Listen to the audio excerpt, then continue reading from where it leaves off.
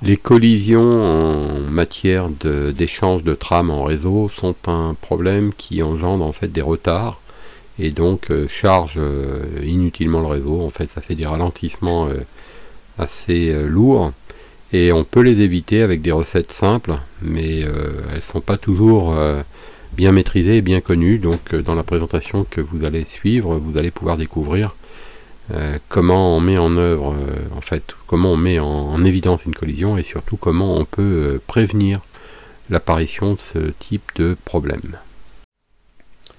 Nous allons voir comment se comporte un réseau cascadé comme celui-ci lorsqu'on remplace le hub central qui est placé ici par un commutateur, par ce qu'on appelle un switch plus communément. Mais avant de faire ça, on va mettre en pratique un concept qui est inhérent à ce type de config. Alors en fait, c'est ce qu'on appelle le domaine de collision. Jusqu'à présent, on a parlé du domaine de diffusion qui va permettre de mettre en lien l'ensemble des machines qui sont connectées ici.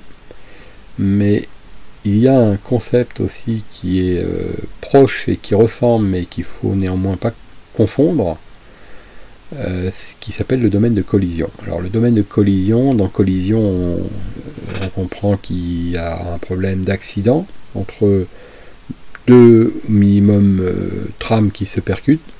Donc ça voudrait dire par exemple qu'un ordinateur émet une trame, alors que dans le même temps, un autre ordinateur émet une trame et qu'ils ne se rendent pas compte qu'ils ne sont pas tout seuls sur le réseau, et il va y avoir une collision de données, et on va voir quel est l'impact. Alors pour illustrer la collision, il n'est pas facile de provoquer une collision dans l'absolu, dans la vraie vie on peut dire, parce qu'en fait elle est pas prévue à l'avance, elle n'est pas prévisible. Donc on va essayer de le faire. Pour le faire, il faut se mettre en mode trame réelle, et il faut créer un message. Alors on peut imaginer cette machine-là veut parler à son voisin de bureau, ici.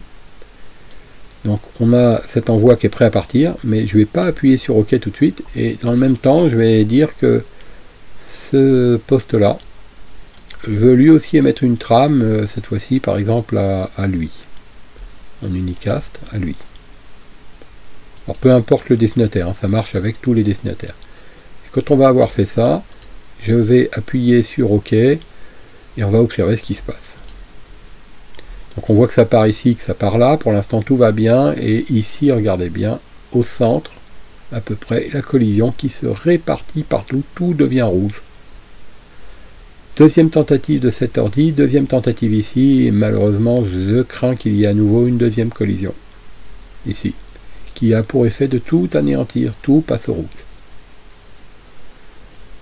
Troisième tentative ici, celui-ci est plus prudent, il attend, tout va bien, ça a l'air de passer. Et maintenant, ce PC là qui a temporisé va maintenant réémettre la trame qu'il avait prévue. Non, d'ailleurs c'est fait, ça y est, c'est fini. Donc ça s'est bien passé, cette dernière étape, mais il y a eu deux collisions. Alors, on va le refaire. Je vais les ralentir un petit peu pour qu'on voit bien. Donc on va reprendre un exemple. Donc lui par exemple il veut parler à son voisin, tandis que lui il veut émettre une trame auprès d'un collègue, ici, en unicast, ici. On s'apprête à appuyer sur OK, et on le fait sans trop traîner sur les deux, et on observe. Donc là on voit que ça monte ici, pour l'instant tout va bien de ce côté, tout va bien de ce côté, ici on voit bien que les choses vont mal se passer. Et instantanément, cet accident inonde le réseau.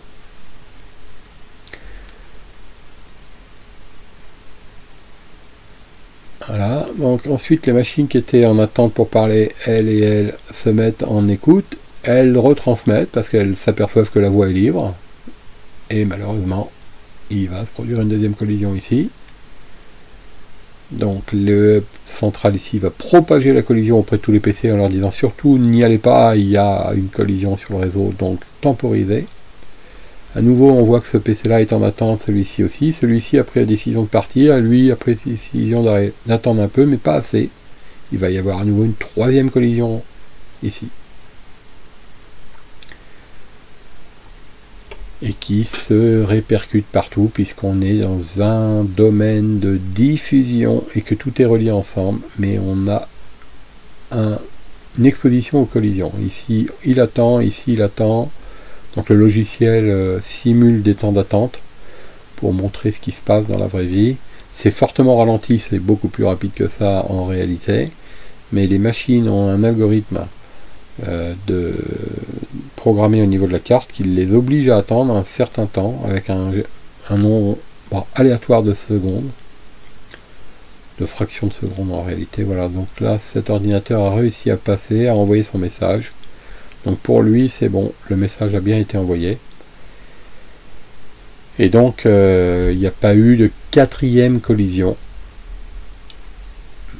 Il y en a eu 3, ce qui a eu quand même comme conséquence d'énormément ralentir le réseau. Et voilà, et ce PC là a eu la sagesse, mais c'est le hasard en fait, d'attendre suffisamment longtemps pour pouvoir à son tour utiliser le réseau et transmettre tranquillement son message. Et tout s'est bien passé cette fois-ci, mais après un long moment d'attente et 3 collisions répétées successivement. Voilà, donc ici on s'aperçoit que ça se termine correctement avec beaucoup d'impact sur les performances, beaucoup d'attentes.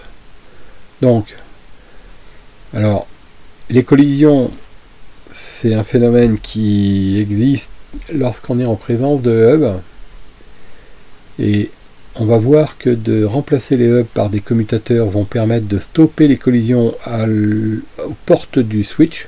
Le commutateur c'est un switch en anglais.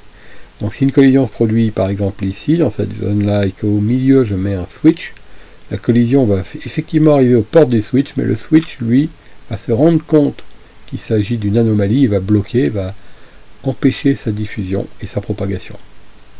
Donc pour ça déjà c'est un énorme avantage, mais c'est pas son rôle principal au switch. Il a bien d'autres choses à faire, il est beaucoup plus utile à faire autre chose qu'à traiter des collisions, mais il sait le faire, alors que le hub, il sait absolument pas le faire. La leçon à tirer de cette petite démonstration, c'est que même si vous voulez pas forcément optimiser un réseau avec des fonctionnalités de contrôle de flux, mais que vous voulez éviter de perdre du temps, et ben la bonne recette de base, c'est déjà de retirer tous les hubs qui ne font que répéter les données sur les ports, et y compris quand il s'agit de collisions, et qui ont donc pour effet de propager les collisions sur tout un réseau, avec les conséquences de très fortes ralentissements, très forte lenteur. La question qu'on se pose maintenant, c'est si on fait une petite pause et qu'on prend un peu de recul par rapport à cette démonstration, c'est quelle est la possibilité de prévenir les collisions, c'est-à-dire de les empêcher avant qu'elles ne se produisent. Ben elle est de zéro, cette possibilité. Il est impossible de savoir s'il y aura collision ou pas dans ce montage-là. Donc dans l'histoire des conceptions d'équipements informatiques, les ingénieurs qui ont travaillé sur ce problème se sont dit que pour qu'il n'y ait pas de collision sur un réseau, il faudrait qu'une machine soit toute seule. Par exemple, si cette machine-là n'était pas reliée à ce hub, elle ne pourrait pas provoquer de collision. Mais on tombe dans une ineptie, parce que si elle n'est pas reliée, elle n'est pas en réseau. Mais l'idée germera sur ce concept de base. Si une machine est seule sur un réseau, et qu'il n'y a pas d'autres machines avec elle, eh bien, il n'y aura pas de collision.